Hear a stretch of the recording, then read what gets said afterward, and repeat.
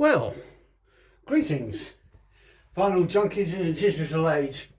And as you guessed from that opening shot there, I'm going to talk about the Rolling Stones albums. Not all of them necessarily that I own, because I don't own all of them.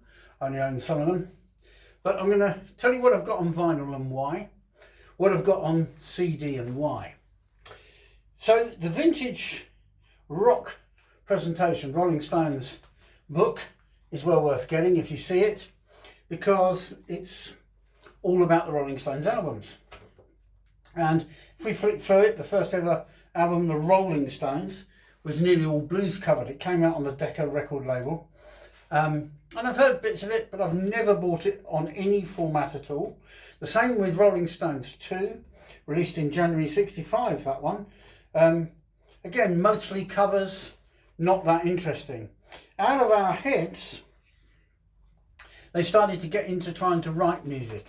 And interestingly enough, one of their biggest hits, or one of their earliest biggest hits, was actually a song the Beatles wrote for them called I Want to Be Your Man. For me, growing up in the 70s, I never liked the Beatles as much as everybody else, but I did love the Stones. So Out of Our Heads, I don't have that. That was released in 1965. And then, of course, Aftermath came along. Mother's Little Helper was on that. I love that track. Stupid Girl, Lady Jane, Under My Thumb, Don't You Bother Me, Going Home. That wasn't a bad album, but again, I never got a copy of it. Their Satanic Majesty's Requests, which was this psychedelic phase they went through, never suited the Stones, I didn't think. And although I have this album on CD, I did regret buying it. I actually thought it was a load of rubbish, and I still do. And even when they did She's a Rainbow, I thought, well, okay, that's not bad. 2,000 Light Years from Home, I've seen them do that live. It's not bad, but it's not really memorable. Let It Bleed, I do have on CD. This was released in December '69, so it was one of the last albums where Brian Jones was still fully functioning within the band. And up till now, all the records seemed very 60s, very flat. But I felt the same about some of the Beatles releases, but I felt the Stones were less well produced than even the Beatles in that period. But we're now getting some real classics. Country Honk became Honky Tonk Woman, for example. There's the Let It Bleed cover, by the way. And then Live With Me, Let It Bleed. Well, we got Gimme Shelter, massive. Love that track. Midnight Rambler, You Got the Silver, a really good Keith Richards one. And basically, that summed up the 1960s, as far as I'm concerned. So, I'm just going to go and get my vinyl. So, this record really is important. I've skated over the 60s albums, especially because I wasn't into them. And I didn't think any of them were really worth buying. Even the one or two I did get on CD, I was quite disappointed. The big hitter tracks were fantastic, but in those days, I don't know, I just felt there was a lot of filler on them. So in 1975, this collection came out, Rolled Gold, but I had to wait another 40 plus years before I got my copy of this. But it's an album I always wanted, because this sums up the cream of the 1960s with Brian Jones for the Rolling Stones. It's a fantastic double album. It was released on Decca, and what I love about it is it's only got the key important tracks from the 60s, in my opinion. Come On, I Want to Be Your Man, the Lennon McCartney one we talked about. Not Fade Away, another cover. Carol by Chuck Berry. It's All Over Now, a Womack song. Little Red Rooster, Willie Dixon, Time Is On My Side. And then the first, on side one of this four-sided set, you get the first Jagger Richard composition, The Last Time. This came in like a snotty little brat who's sick of his woman. This could be the last time. And baby, I don't care. I can't get no satisfaction. A probably standalone key track for the Stones. If you never listen to anything else, you've got to hear that. Get Off My Cloud was really in your face. 19th Nervous Breakdown. They were only young men. Talking of nervous breakdowns. Incredible. As Tears Go By, a rare tender moment for the Stones. Under My Thumb, a real misogynistic, fantastically misogynistic 60s song, and beautifully done. Lady Jane, a Jagger Richard composition which was mainly credited to Richards more than Jagger. Paint It Black, I've heard a remix of this recently by 50 Hertz Productions, and it's well worth checking out. It's really bizarre. It turns the Paint It Black track into a kind of psychedelic thing and a spacey thing. It's kind of weird, but it works. So 50 Hertz Productions, look them up on the old YouTube and put in Paint It Black next to that. And you put 50HZ, by the way, for the 50 Hertz. Have you seen your mother, baby? Standing in the shadows, let's spend the night together. Ruby Tuesday, Yesterday's Papers. We Love You. That was one of their psychedelic ones. She's a Rainbow, probably the only track I like off that psychedelic album we were just discussing. Jumping Jack Flash. Then we're on to even more gold. Honky Tonk Women. What a thing that was. Kicking off with that little cowbell sound. Sympathy for the Devil. Street Fighting Man. Midnight Rambler. Give Me Shelter.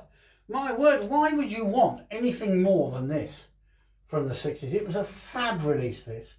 There have been even more expanded versions of this album, but for my money, this is the creme de la creme of the first decade of the Stones. The next decade of the Stones is quite interesting because that's when I got into them properly, consciously. And it started with Sticky Fingers, which I owned on the vinyl. I now only have it on CD. But it really was the start of a new decade. And with Sticky Fingers, it felt like the start of a new decade. I've yet to get a modern copy on vinyl, but I am looking for one that's in good nick. Brown Sugar, Suede, Wild Horses, Can't You Hear Me Knocking, You Gotta Move, Bitch, and I Got the Blues. Absolutely amazing stuff. And so the 70s kicked off with a lot of promise with that album, and that's one I definitely have to get on the vinyl. But then we had Exile on Main Street. It produced Tumbling Dice, one of my favourite all-time Stones singles, and probably a great reason for buying compilations. Because the Exile on Main Street album was muddy, murky. Very few of the tracks were terrific. You wouldn't call them brilliant songs. There's one or two that they've played live since. Let's go through it. Rocks Off. Yeah, that's fun. They play that on the Some Girls DVD from 1978. Rip This Joint. Yeah, so-so. Shake Your Hips. Casino Boogie. All forgettable. And then Tumbling Dice. Sheer genius amidst the murk. Sweet Virginia. Torn and Frayed. Sweet Black Eye Angel. Loving Cup's good. I'll give you that. Happy by Keith, absolutely superb. I love that song. I Need Love to Keep Me Happy. Turd on the Run is as awful as it sounds. Ventilator Blues isn't much better. I Want to See His Face is mock gospel. Don't know how I feel about that. Let It Loose, nothing special. The next great song on there is on side 4 of this double album, Exile on Main Street, and that is All Down the Line, which is a terrific song, but they've played it live on so many sets, it's worth getting it on those, I think. Stop Breaking Down, Shine a Light's pretty good, Soul Survivor's not bad. But overall, this underwhelmed at the time, and it still does, as far as I'm concerned. I've got it on CD, out of politeness, you know. And then we come to Goat's Head Soup, another forgettable Stones album, but with its little gems. Dancing with Mr. D Ain't Too Bad, 100 years ago, is pretty boring. Coming Down Again, so. Do, Heartbreaker, superb. Absolutely superb. Angie, I can take that or leave it. It's, I think it was inspired by Keith, that one. Silver Train, Hide Your Love, Winter, Can You Hear the Music, Star Star. And Star Star is the gem on the whole album. And again, you can find it on the compilations and you can find it on a lot of their live performances. Its other title is Star and that. So I glossed over the naughty word there. So Goat's Head Soup, bit forgettable. It's Only Rock and Roll here is actually an underrated album, and I have this on CD and I'm looking for it on the vinyl. My mate Henry's got it on the vinyl. Everybody says this was Stones Treading Water. But at this point in their career, to be fair, the Stones Treading Water was better than most other bands could muster, let's face it.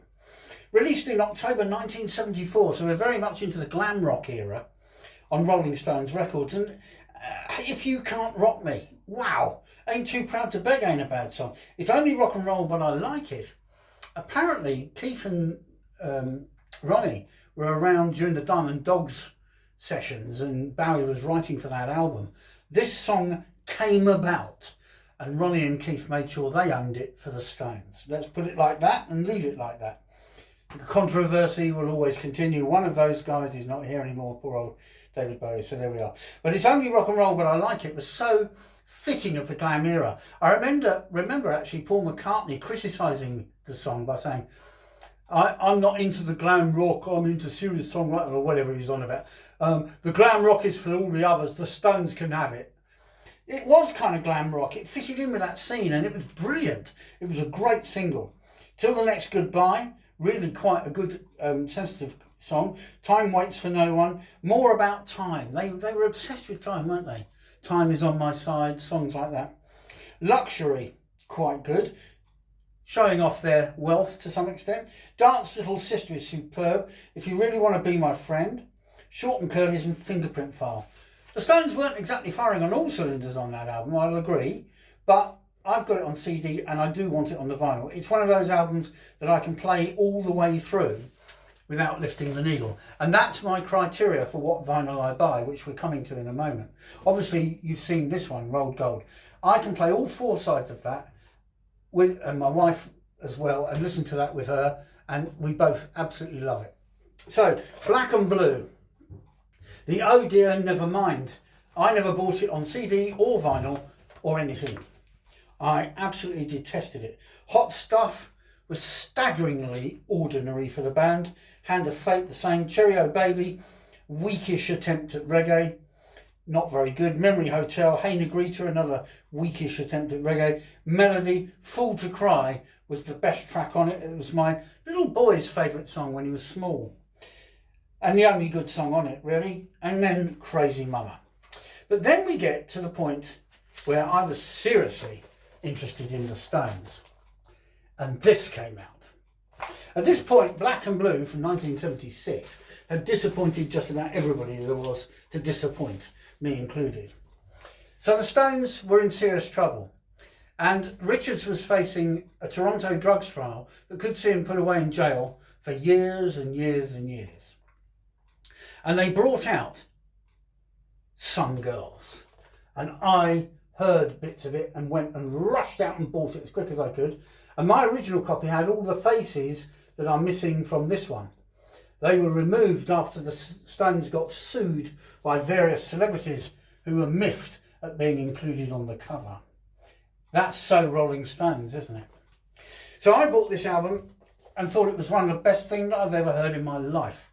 Faraway Eyes was a fantastic tongue-in-cheek, gospel-y tinged country song. When the Whip Comes Down, very punk rock. Miss You.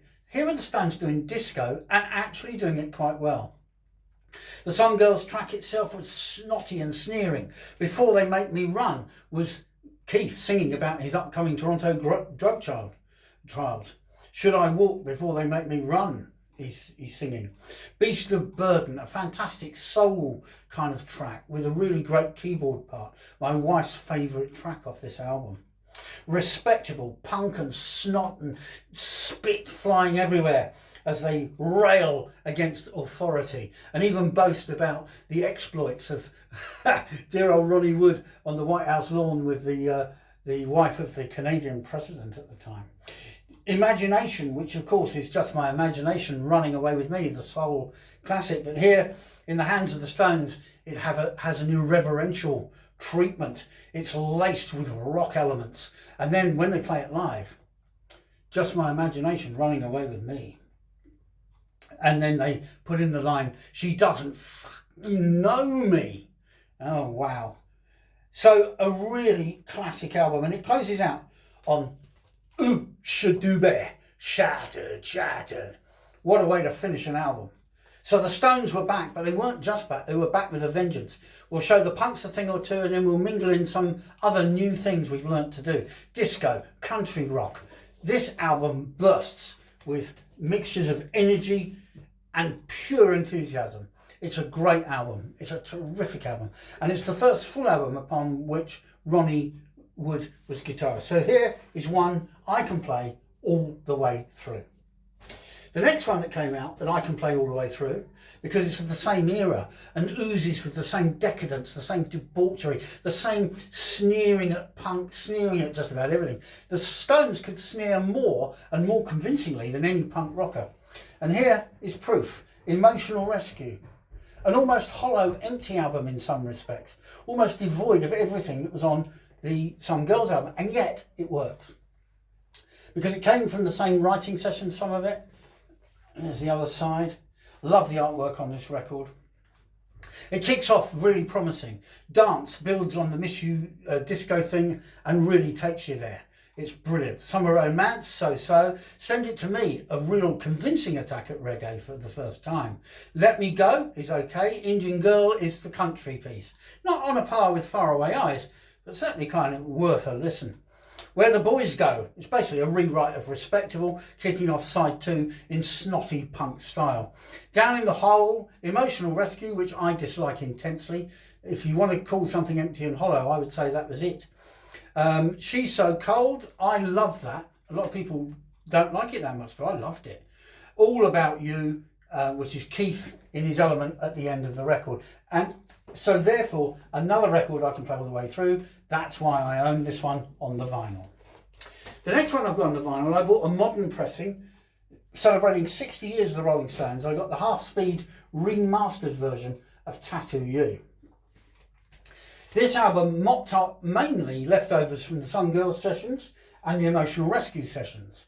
And as such, it's been poo-pooed a bit in later years as being not really a convincing current album for the band at the time. But I totally disagree. That's good for doing your eyes in. Look at that. Ha ha! Get a load of that. And is that to suggest that the band did this album on the hoof?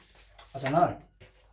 But on this album, you get some really killer tracks. Start Me Up, arguably their last truly great big hit. Hang Fire is really good. Slave is sleazy and it's so debauched. It's a bit like The Torture Never Stops from Frank Zappa. It's brilliant. Black Limousine, a real tongue-in-cheek rock and roll excess track. Neighbours, and again a bit punky. Neighbours, neighbours. Worried About You, tops, adequate, forgettable. Heaven, okay. No Use in Crying, a surefire classic ballad in the mould of maybe that one off Black and Blue. What was it called? I'll come back to me in a minute. No Use in Crying then, really great track. Fool to Cry, that's what I was trying to think of. Kind of a bit like that. Waiting on a Friend is terrific as well. Absolutely superb. Brilliant album. So we had a trio of brilliant Stones comeback albums. There you go. What a trio. They are brilliant. They are albums I can play all the way through without stopping. Then came Under Cover of the Night. I did buy it out of loyalty at the time. It's long since gone from my collection. And I hated it. I kind of liked the lead single, the title track, for a while, but I went off it very quickly. And then the Stones seemed to be falling apart. The press was talking about them being over and finished and they were probably going to split up. And then they didn't. Mick Jagger went and made a solo record. Keith responded with one of his own, which actually did a bit better than Mick's one. And then Keith and Ronnie largely curated and orchestrated this record, Dirty Works. It's an album that came out at a time when Keith and Mick were not talking to each other. I'll get a bit of background info from my fantastic book now. And it was meant to be an album full of anger. In fact, in some ways it was an album full of anger. And it didn't impress people a lot. The critics slated it. It still sold because it was a Rolling Stones album. And I personally love the garish cover on it. It's absolutely fantastic. So there's your Undercover of the Night, which I utterly hated. She Was Hot, Tie You Up, Wanna Hold You, Feel On Baby, Too Much Blood, Pretty Beat Up, Too Tough, All the Way Down, and It Must Be Hell. And incidentally, when I bought my, I'll stop you there for a moment. When I bought my copy of Emotional Rescue second hand recently, I got the inner sleeve for Undercover of the Night. There you go. How bizarre and strange is that? But I did also get the poster that goes with this album, so I'm not terribly disappointed. So Undercover of the Night, as I said, I didn't like it then, I don't like it now. I haven't even got it on CD. Dirty Work, which I do have, and I'm very proud to have, I love. We go through the tracks on that. One Hit to the Body is about fighting. Most of this was from Keith, and Jagger was just singing words, slagging himself off without realising it. Fight, Harlem Shuffle. So many people say that the Stones version of Harlem Shuffle was insipid.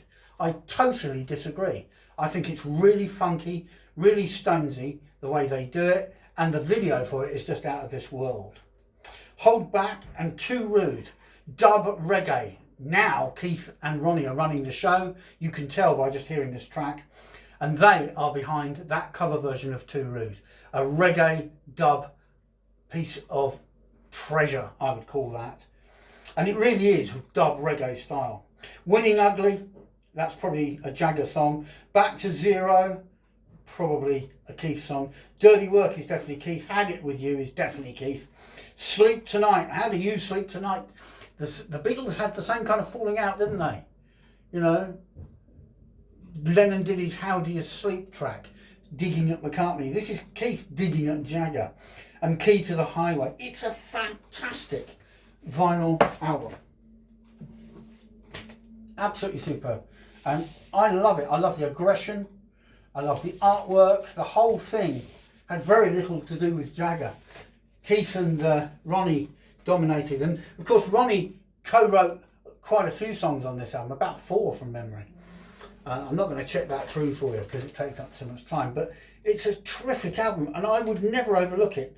Why is it in my collection on vinyl? Well, you know the answer. It's because it's an album I can play all the way through. Steel Wheels, All Good Well for the 90s. Keith and Mick had sort of made up.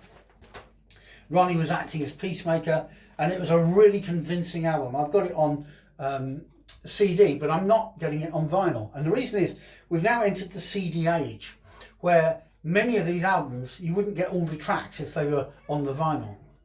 So Sad, Sad, Sad, Mixed Emotions, Terrifying, Hold On To Your Hat, Hearts for Sale, Blinded By Love. Rock and a Hard Place, absolutely terrific. Mixed Emotions is terrific. Sad, Sad, Sad is terrific as well. Can't Be Seen, Almost Hear You Sigh is lovely.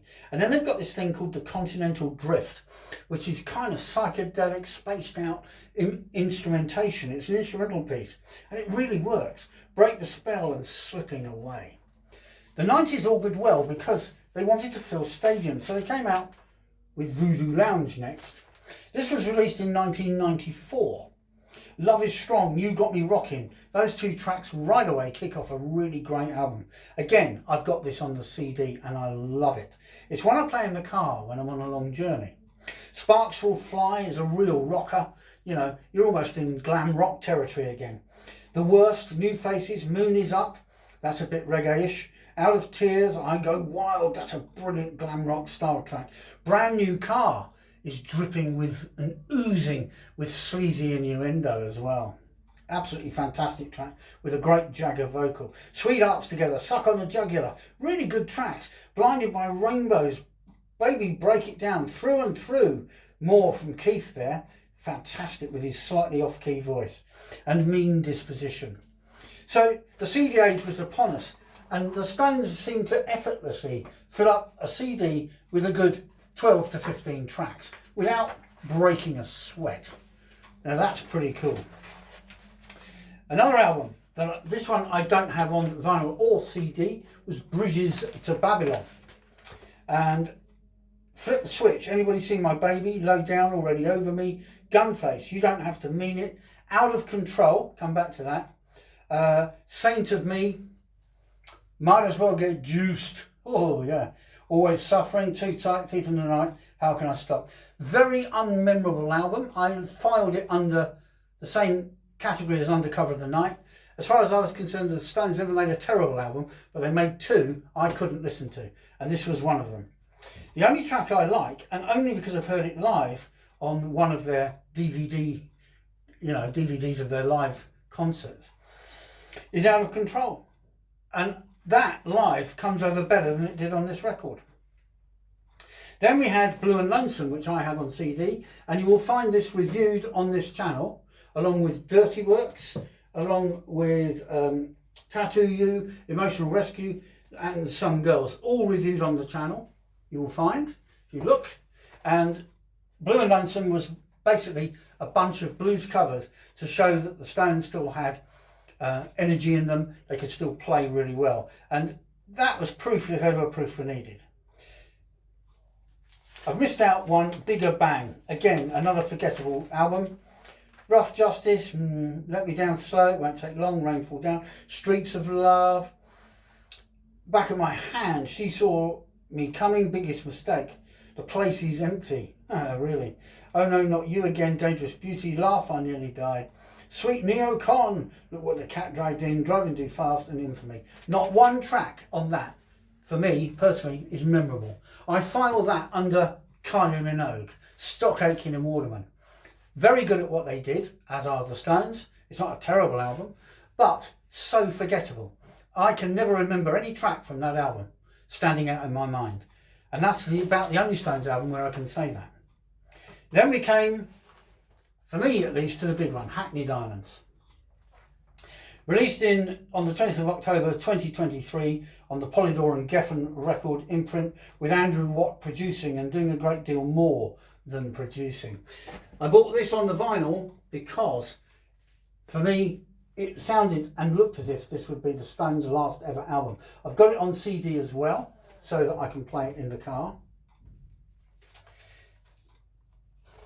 An inserty bit there. I'll show you that in a minute. There's the gatefold. There's no pictures of the Stones on it. They're very old and craggy by now. Jagger was 80 when this was finished, and Keith was nudging 80. There's the other bit of the inside artwork. This album I bought as a celebratory thing. Brilliant. The Rolling Stones have still just about got it. But it is only just about. The North American tour didn't even do this. The Live at Racket RCD Record Store Day release, which is them playing bits from this album live to promote this album. Shattered, old one, Angry, Whole Wide World, and another classic, Tumbling Dice. Bite My Head Off, Jumping Jack Flash, and Sweet Sounds of Heaven were played live in New York with Lady Gaga on that one. Produced again by Andrew Watt. So Live at the Racket in New York City. I got this because it was discounted as a Record Store Day release, long after the Record Store Day. So it was a bargain. And it celebrated, of course, and promoted this record, which for me is the last decent Stones record. On here you've got Angry, Get Close, Depending on You, Bite My Head Off, a punky thing with McCartney on bass. Didn't impress me at all. Sounded like a messy noise. They did better on Some Girls and on Emotional Rescue. Whole Wide World is good. Dreamy Skies is okay. Mess It Up is brilliant. Live by the Sword is trademark Stones. Driving Me Too Hard, Tell Me Straight from Keith is awesome. Sweet Sounds of Heaven, fantastic. And then they close out on Rolling Stones Blues, which for me said, that's it, they're done. This year they're going to release a new album called Foreign Tongues. I am not going to buy it. I am not going to play it, listen to it, or review it. By the time they made this record, they still sounded just about like the Stones. They didn't have Charlie on the drums, but they managed to dial in something he'd pre-recorded on the drums. So we let them off. They didn't have Bill Wyman on this album except on one track. They were trying to complete the circle as if it was their last record. And playing out on Rolling Stone Blues tends to hint it's the last record, and it wasn't. And I think that's terrible. So the albums I've shown you I've got on vinyl are because I can play them all the way through. The ones I've told you I got on CD is because I think they're really decent Stones albums, and one or two of them I want to get on vinyl as well. But I've also told you about the ones I dislike, And with this last one, Hackney Diamonds, they really were getting a lot of help. Andy Watts had to help out with a lot of the lead guitar parts that Keith couldn't play, and Ronnie wasn't really up to either. The whole thing smacks of we're old men, we're just about managing one last gasp. And that, for me, was their last gasp. So whether you agree with me or not, let me know in the comments. Do you think I've reviewed these albums fairly? Do you think I'm being harsh on the Stones, trying to struggle on in their 80s, where I'm not convinced they could even get out and play live? You be the judge and the jury. Is Skelly right or is he wrong? Let me know in the comments. I won't hold it against you, I promise. There we are. Thank you.